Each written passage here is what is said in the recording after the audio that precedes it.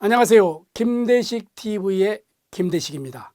지난 시간에 일본 음식 문화에 대해서 이야기했습니다만 오늘은 그에 이어서 제2부 일본 음식 문화에 대해서 다시 한번 소개를 이어나가도록 하겠습니다. 일본 음식 하면 또 빼놓을 수 없는 음식이 있죠. 바로 우동과 소바, 라멘을 들 수 있습니다. 우동은 일본 면 요리의 대표적인 음식입니다. 우리도 우동 하는데 이것은 진짜 일본 말입니다.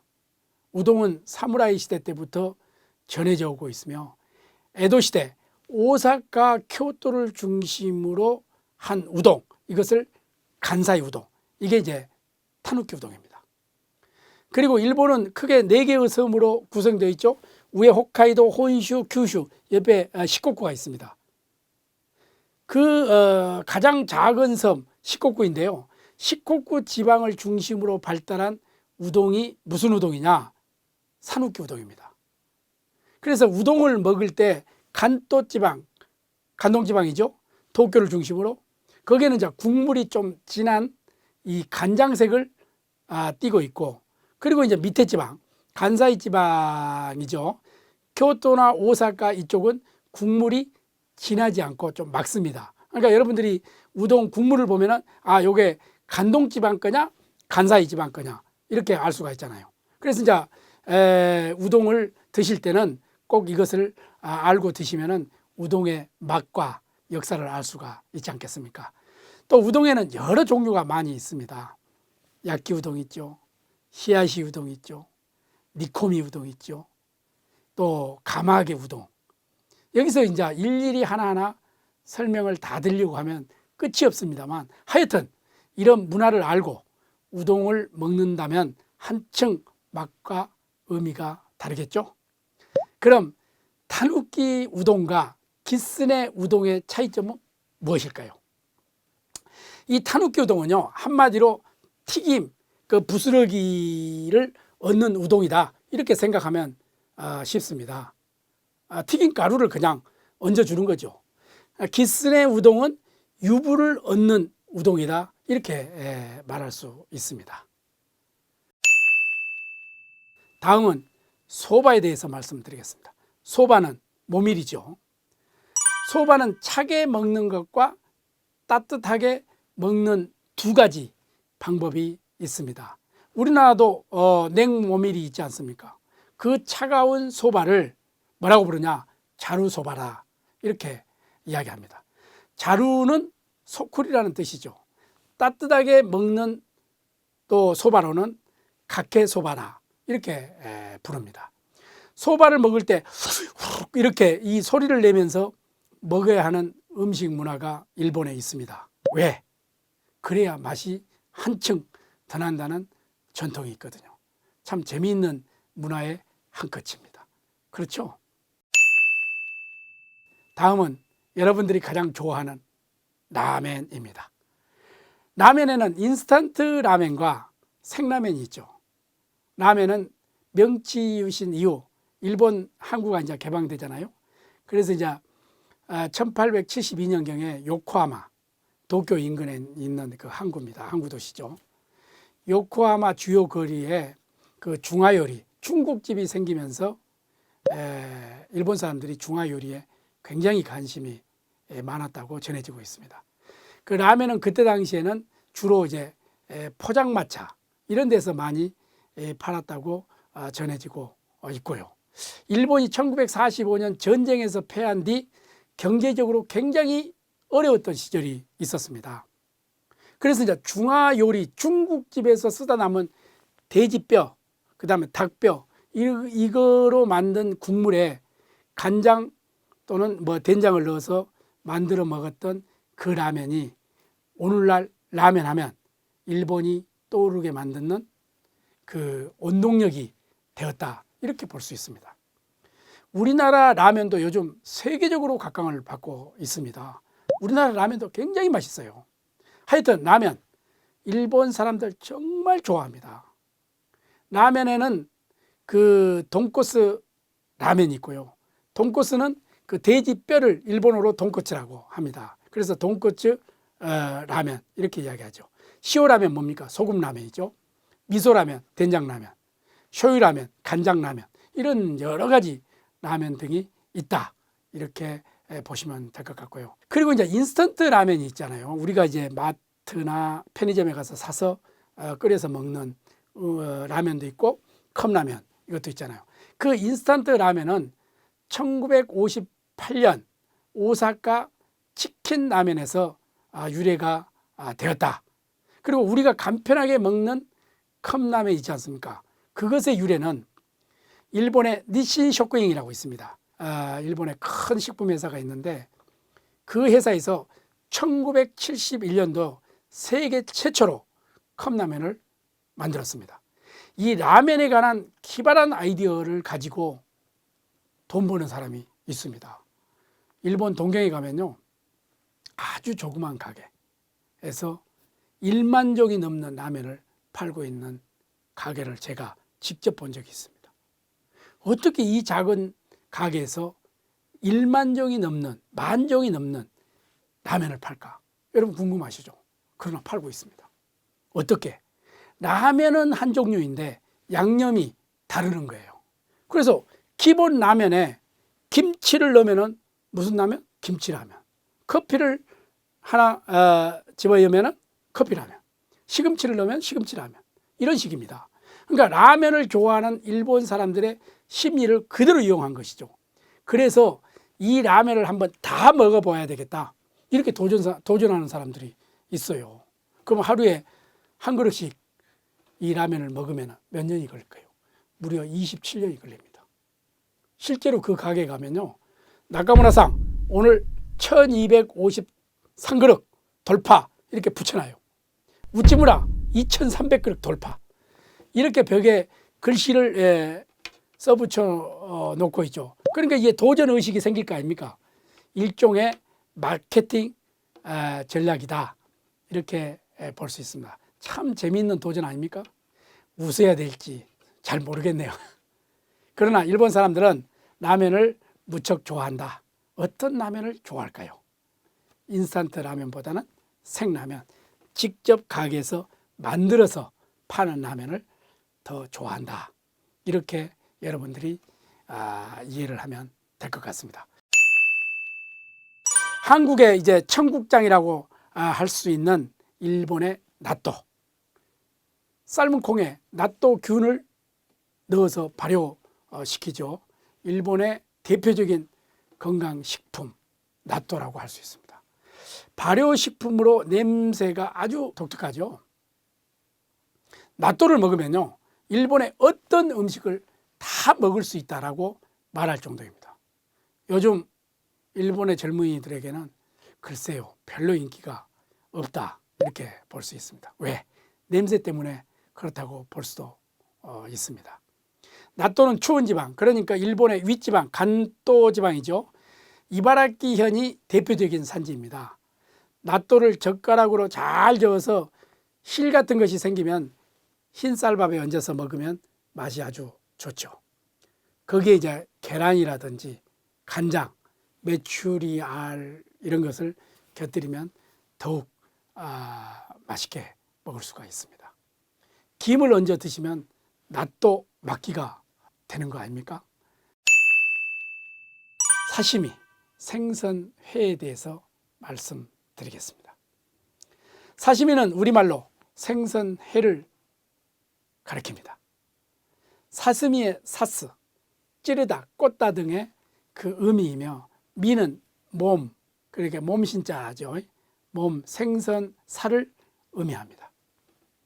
따라서 생선의 살에 작은 깃발을 꽂았다 해서 생선회를 사시미라고 부르게 되었습니다. 사시미에는요, 스카 다츠쿠리, 타다키, 아라이가 있는데요, 뼈와 꼬리, 머리를 그대로 둔 채 생선살만 회로 쳐서 뼈 위에 올려놓아 원래 모습 생선 그대로 꾸며서 올려놓은 것을 스카 다츠쿠리 이렇게 이야기를 합니다.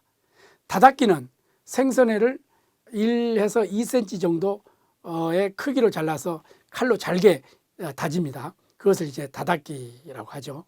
아라이는 생선살을 차가운 얼음물에 담가 오돌오돌하게 이게 만든 생선을 아라이라 합니다. 이제 그래서 생선회로 만든 것을 스시라고 하는데요. 스시는 스, 식초, 매시, 밥이 합성된 말에서 매가 생략되어 만들어진 말이 스시입니다. 스시에는 일반 가정집에서 가장 간편하게 해 먹을 수 있는 지라시 스시가 있고요. 오시 스시, 이나리 스시, 또 니기리 스시 이런 것이 있습니다. 서울이나 부산에서 우리가 흔히 볼 수 있는 그 회전 스시가 있죠. 일본어로는 가이덴 스시라고 합니다. 회전.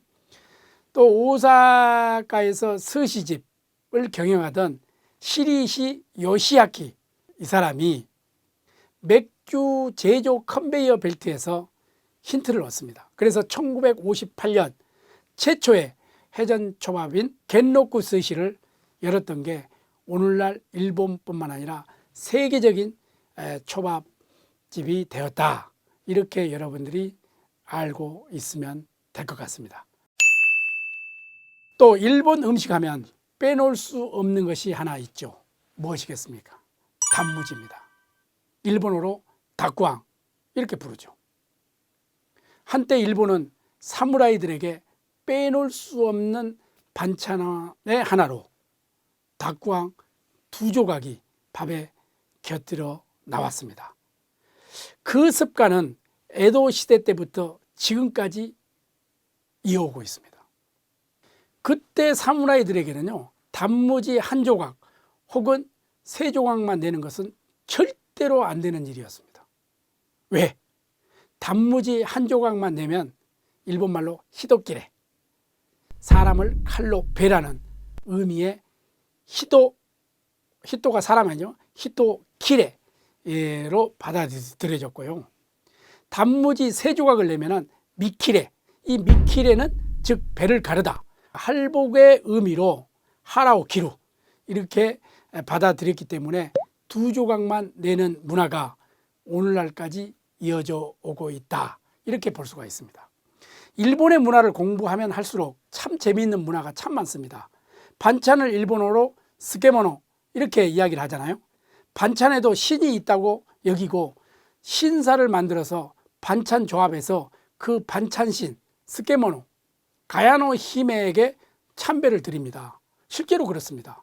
나고야 스케모노 협동조합에서는요, 매월 21일 날 스케모노노 히, 스케모노 날, 반찬의 날이라고 정해서 그렇게 하고 있습니다. 또 사용하던 바늘을 사용하다가 바늘이 딱 부러지면은 그 바늘에도 혼이 있다 해서 죄를 드리는 이런 문화가 일본에 있어요. 우리가 먹는 반찬이니 오죽하겠어요? 음식이 나왔으니 또 우리가 빼놓을 수 없는 이야기를 한번 해야죠. 일본의 술 문화를 얘기 안 할 수가 없겠죠. 일본 술에 대해서 한번 알아보고자 합니다. 술, 일본어로 사케 이렇게 이야기합니다. 한때 정치권에서 사케를 먹었니? 아니다. 정종을 마셨다. 이렇게 갑론을박이 있었죠. 그러나 같은 이야기입니다. 사케란 넓은 의미로는 전통주, 좁은 의미로는 청주, 정종을 얘기합니다. 일본에서는 우리도 그렇습니다만 각 지역 양조장에서 다양한 술을 만들어냅니다. 일종의 토속주의죠. 이걸 일본어로는 지자케 이렇게 부릅니다.